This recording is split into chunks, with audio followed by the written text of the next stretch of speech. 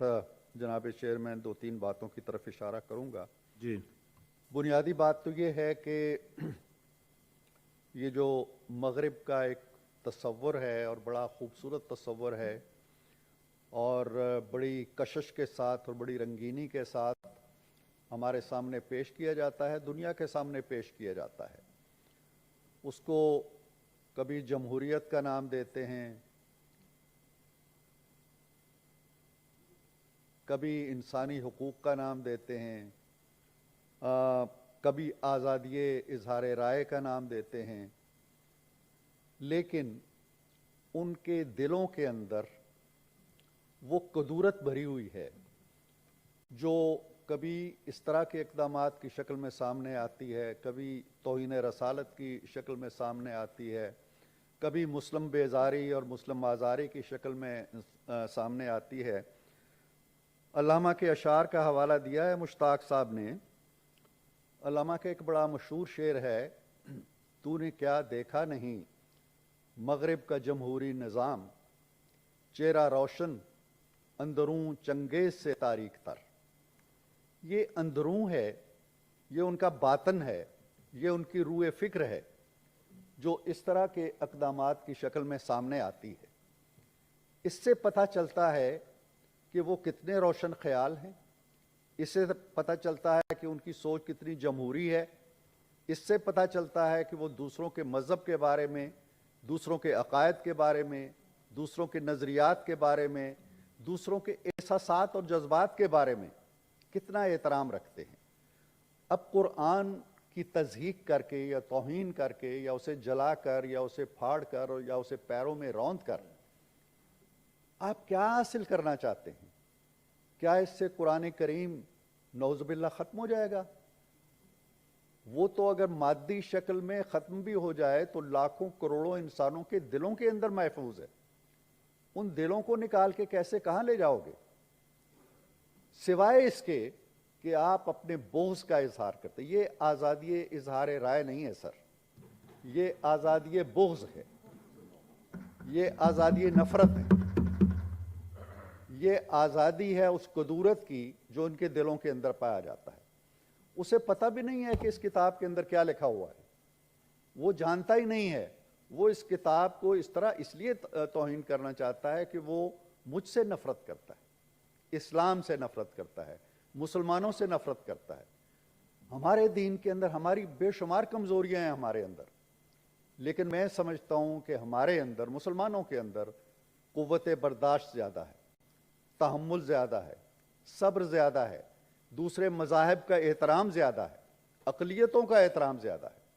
हम इस नाम नहाद रोशन ख्याल मगरिब जो है उससे कहीं ज़्यादा एहतराम करते हैं। हमारे यहाँ तौहीन मज़हब के जो वाक़यात हैं, मामलात हैं, अगर कोई इनफरादी छोटा मोटा होता है मिन हैसुल कौम हम इससे नफ़रत करते, इन चीज़ों की इजाज़त नहीं देते। लेकिन जनाब चेयरमैन, इसके साथ साथ हमें यह भी देखना होगा कि ऐसा क्यों होता है, आए दिन हमारे साथ क्यों होता है, हमारे अंदर ऐसी क्या कमज़ोरी है। दो तीन बुनियादी बातें हैं।